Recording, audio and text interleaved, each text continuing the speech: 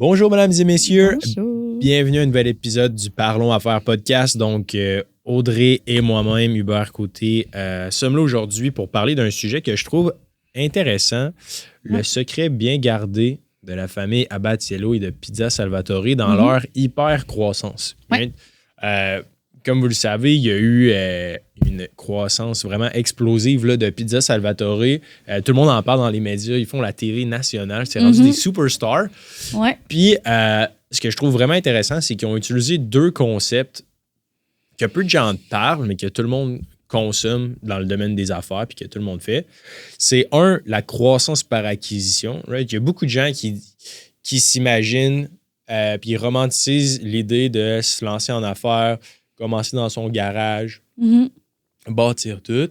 Alors qu'en réalité, ceux-là qui réussissent utilisent aussi une alternative, un chemin différent, right, qui est celui d'acheter des entreprises, qu'on parle quand même souvent sur le podcast. Eux, c'est un excellent exemple récent de ça. Okay? C'est ces dernières années là, qui ont fait ça. Puis l'autre chose que peu de gens parlent, c'est la fameuse création de contenu. Right? Fait qu'eux, ils ont mixé création de contenu avec acquisition d'entreprise. Ouais. Puis ça leur a permis de générer, je pense que maintenant, à ce jour, ils font plus de 100 millions de chiffre d'affaires en quelques années. Là. Right. On va en parler. Mais justement, tu sais, toi, là, t'es allé sur un podcast avec eux. C'est ça. Ouais, exact. Ouais. Puis tu veux-tu, tu sais, je connais beaucoup la croissance par acquisition et tout ça, tu sais, ce qu'ils font. Mais eux, tu sais, juste me donner un petit résumé bref. Ouais. C'est comment ils sont partis? Vraiment. J'ai pris quelques notes là, parce qu'il y a des dates. Là. Tu sais, l'histoire là, de la famille Abatiello, fait qu'en 1964, c'est la fondation de la première pizzeria, Salvatore, à Saint-Georges-de-Beauce. Donc, par Salvatore Abatiello et Angèle Fecteau. Donc, Salvatore, c'était le prénom du grand-père, je pense. En 2018, la troisième génération ont racheté la business. À ce moment-là, fait que, les 5 frères et sœurs Abatiello décident d'acheter Salvatore. C'est comme 13 ou 15, environ 13 pizzerias. OK, quand même. Là. C'était quand même une bonne taille, tu sais, mais il y était 5 à acheter ça. Fait que c'est comme si tu achetais deux pizzerias chaque. Là, mais entre 2 générations, tu as quand même passé de une pizzeria à 13. Ouais, en 20 ans. Ce qui est correct, c'est pas genre une croissance gigantesque, mais c'est honorable. Il y a quand même une belle croissance. Mais à ce moment-là, on se rappelle, 13 et 14, c'est pas une big compagnie. Non, c'est ça. Ben, pas comme aujourd'hui, mettons. Exact. Puis là, ce qui est fou, c'est que de 2019 à 2022, c'est là qu'ils ont vraiment eu comme leur ascension. Là. Puis encore à ce jour, mais ils ont eu vraiment une hyper-croissance. Ils ont eu 41 ouvertures en environ 3 ans. Okay? Dans la COVID, en plus. C'est ça, exact. Pour atteindre 54 restaurants. Fait que là, à cette époque-là, ils visaient comme 100 millions de chiffre d'affaires. Mais ce qui les a vraiment propulsés puis permis d'atteindre ce 100 millions de chiffre d'affaires-là, c'est qu'ils se sont rendus compte que, OK, grossir de façon organique, tu as quand même des limitations. Right? Tu dois trouver des nouvelles localisations, tu dois embaucher du nouveau monde. C'est quand même, ça prend beaucoup de capital. Right? Puis en 2024, c'est là qu'ils ont vraiment commencé à changer leur mentalité. Ils se sont dit, écoute, notre croissance, c'est limité. Puis pourquoi pas juste passer à un niveau beaucoup plus simple, right? Celui d'acheter des entreprises déjà existantes. Fait que tu as déjà les commerces en place, tu as déjà l'équipe en place, puis tout ce qu'il faut, c'est avoir un bon modèle financier puis d'être capable de continuer de les faire grossir. Tu t'imagines, tout construire versus juste acheter. Fait que en 2024, ils passent sur une série d'acquisitions. Ils vont acheter, dans le fond, en 2024, 2025, ils ont atteint le cap. Mettons, en 2025, ils ont atteint le cap des 191 restaurants, 5 bannières. Fait que de comme 2022 à 2025, en genre 3 ans, ils ont littéralement quadruplé en termes de restaurants. Puis comment ils ont fait ça? Fait qu'imagine, ça prend 40 ans, ça leur a pris à peu près 40 ans, non, mais plus que ça, de 1964, exemple, à 2022-ish, ça leur a pris quasiment 60 ans à avoir 40 restaurants. Les quick maths, la gang. Don't quote me on this. Mais en 2-3 années, ils ont quadruplé. Right? Fait qu'imagine la compression du temps, genre, versus acheter une business. Ça donne une idée de la magnitude, genre. Ouais, puis ça prouve aussi ton point au départ de comme commencer quelque part, aller acheter une bâtisse, aller Exact. trouver ton monde. Exact. Tu sais, ça, on fait beaucoup cette comparaison-là, la gang, en mode commencer une entreprise ou en acheter une Exact. déjà existante. Là. Ouais. C'est fou. Puis, tu sais, si on break down un peu plus les acquisitions, là, fait qu'il y a Topla, right? Fait que les pâtes fraîches qu'ils ont acheté en janvier 24, malheureusement, leurs chiffres sont pas publics, là, fait que j'aurais aimé ça voir. Ils l'ont acheté pour combien? Mais ils ont acheté les Topla, right? Ils ont acheté toutes les Jack Lecoq, right? Ah ouais. Oui, exactement, c'est à eux. Ils ont lancé, ça par contre, ils l'ont lancé crèmerie chez Mamie. C'est genre à côté des pizzerias, fait que des crèmes glacées. Puis ils ont acheté Le Frier, right? Ouais. C'est juste ça, c'est 50 restaurants. Le Frier. Ah, c'est fou, hein? C'est huge. C'est énorme. Fait en gros, tu sais, le groupe, ils font maintenant les pizzas, Topla, Jack Lecoq, crèmerie, puis Le Frier. Leur croissance, j'essaie de regarder les chiffres, là. Fait que là, c'est ça. Ils ne disclaiment pas beaucoup de chiffres, là, mais mettons une estimation non officielle. Ils font à peu près 120 millions de chiffre d'affaires. Puis ils dépassent la barre, c'est ça, des 100 quelques restaurants. Là. Fait que tu sais, puis leur objectif, c'est de monter à 500 restaurants d'ici 2029. Puis tu sais, ça, on le voit, le trend de consolidation. Puis Normandin a changé de main récemment aussi. Je pense qu'il y a les 12... Bref, je me rappelle plus, il y en a combien, là, des Normandins. Mais ils ont été rachetés par une autre famille québécoise. Probablement qu'Abatiello ont essayé de bider puis de les acheter. Là, ça aurait été vraiment leur style. Mais ça vient un peu prouver le point que, tu sais, autant que tout le monde dit « Ah ouais, se lancer en affaires », eux, c'est le play classique d'acheter une entreprise. Tu sais, les frères et sœurs, ils n'ont même pas parti la pizzeria. Ils l'ont acheté puis ils l'ont grossi. Évidemment, c'était dans la famille, mais tu as des frères et sœurs, tu peux aller acheter une business quelconque puis la faire grossir, on s'entend. Oui, non, absolument. Fait que c'est un concept, je trouve, qui est quand même intéressant, fascinant.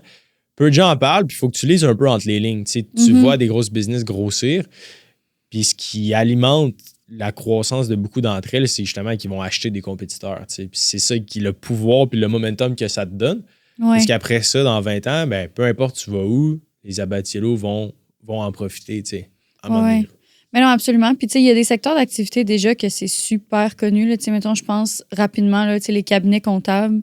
Ça, c'est de quoi qu'ils font tellement tout. Là, tu sais, comme la croissance par acquisition, c'est vraiment quelque chose de populaire, mettons. Exact.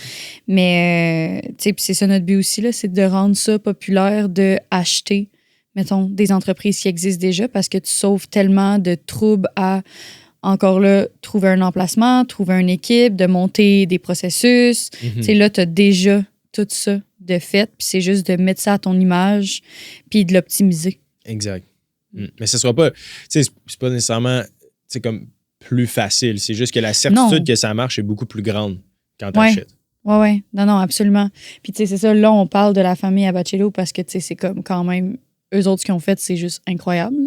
Mais ça reste que c'est un thing que tout le monde qui veut devenir entrepreneur, c'est une option versus de se starter de soi-même.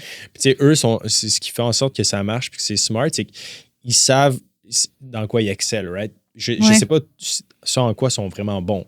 Mon guess, contenu puis ingénierie financière, right? Genre, tu sais, leur façon qu'ils puissent faire autant de grosses acquisitions rapidement, c'est probablement qu'ils ont un très bon bilan ou des très bons états financiers pour être en mesure de, comme, ajouter toujours plus de dettes. Right? Mais on s'entend, tout le monde le sait, contenu, ils sont vraiment bons là-dedans. Ils outputent énormément de contenu. Puis tu peux prendre le même playbook. Là. Genre, tu peux, si tu es assez formé puis que tu comprends comment acheter une entreprise puis te faire accompagner à la limite pour en acheter une, devant une caméra puis de créer du contenu, c'est vraiment accessible. Puis de le faire pour n'importe quel. Que si tu achètes un cabinet de comptable ou une compagnie qui décape des meubles, tu peux utiliser cette stratégie-là pour devenir indépendant de fortune. Oui, ben c'est ça que tu disais tantôt. Ils font comme... ils font deux processus, là, si on veut. Il y a la croissance par acquisition puis la création de contenu. Es-tu au courant un peu comme de la création de contenu, justement, qu'est-ce qui fait qu'ils se démarquent? Oui, c'est vraiment l'aspect familial. Dans tout ce qu'il fait, tu vois presque pas de pizza. Là, comme... Mais c'est ça, parce qu'on dirait que j'essaie de penser là à une pub de Pizza Salvatore, Tu vois puis pas ça me vient pas. Non, c'est ça. Eux, ils investissent massivement dans juste leur authenticité. Puis, ce qu'ils font rayonner, Ouais. c'est leur famille. Puis, les Québécois, on est quand même des gens très familiales. Right? C'est genre Ouais. dans nos valeurs, c'est vraiment enraciné. Fait que de venir encourager des familles, Mhm. ça résonne beaucoup. Puis, je pense que c'est aussi simple que. Puis là, encore une fois, c'est un choix personnel. Est-ce que tu veux exposer tes enfants, ta famille à ça? Si tu es à l'aise de le faire, je pense que c'est la façon la plus simple de faire plus d'argent. Là, de genre parler de ces trucs personnels. Là. Ouais. Ben, l'authenticité, en fait, là, tu sais, rendu là, que ce soit Exact. la famille ou peu importe les autres aspects de votre vie, de ta vie, tu sais, peu importe que tu veux montrer de l'avant, là. Mais tant que c'est authentique, là. Exact. Je pense que les humains ont toujours cravé ça, des gens vrais, que comme tu es capable de relate to. Mhm. À ce jour, je pense qu'il y a encore plus de choses fake. On a fait un épisode récemment sur les scams et tout ça. Ouais. Les gens sont à la recherche de personnes avec qui ils peuvent raisonner. Fait que si tu es capable d'être quelqu'un qui est capable de parler sur un stage puis d'afficher que c'est tes valeurs, je pense que ça peut aller chercher beaucoup d'attention. Puis après ça, ben, cette attention-là, il a converti en vente de pizza. Là. C'est pas plus compliqué que ça. Ouais, non, c'est ça. Non, absolument. Est-ce que c'est, mettons, quand tu veux te lancer en affaires, est-ce que c'est quelque chose que tu peux faire rapidement après avoir fait l'achat d'une entreprise? Ouais, je pense que tu peux le faire rapidement. Eux, ils ont quand même. Avant de faire comme plusieurs acquisitions en série, tu veux quand même avoir absorbé la première puis t'assurer d'avoir une bonne structure en place avant de comme, aller en hyper croissance. Parce que comme qu'on le voit aussi avec cette famille-là, ils n'ont pas repris les 13 pizzerias puis commencé à faire d'autres croissances par acquisition. Il y a quand même... Il a attendu une couple d'années. Ouais. C'est ça. Il a attendu c'est 2-3 important, ans. Ouais, vraiment. Mais un coup que tu le comprends, comme là, ils ont fait 3 ou 4 acquisitions en 2 ans. Right? De comme 2022 à 2024, ils ont acheté Jack Lecoq, Topla, puis Le Frier. Tu connais-tu... peut-être que non, là. Tu connais-tu justement ces 5 personnes-là? Est-ce que c'est 5 personnes qui ont... Tu sais, c'est quoi leur champ de compétences à peu près? Tu connais-tu assez? Non, ça serait super intéressant de se renseigner là-dessus. C'est ça, je connais juste Elisabeth. OK. Abatiello. Je suis allé sur son podcast, on a parlé. Elle était déjà venue sur notre ancien podcast. Puis c'est ça, je pense qu'elle est excellente en marketing. Je sais pas qui fait quoi au day-to-day, mais ils ont des rôles variés. Là. Puis je sais pas... J'ai aucune idée au niveau de l'actionnariat, sont-ils tous égales? Oui, on n'est pas assez renseigné là-dessus. Ouais. Mais ça serait super intéressant. On va y aller. Bref, une autre belle preuve que c'est pas vrai qu'on est obligé de démarrer sa business pour réussir en affaires. Non, c'est ça. Tu peux prendre quelque chose qui existe puis juste faire mieux. Oui, absolument. Voilà. Donc, c'est ce qui met fin à cet épisode-là. Merci à tout le monde d'avoir été là. Et sur ce, on se dit à la semaine prochaine. Bye!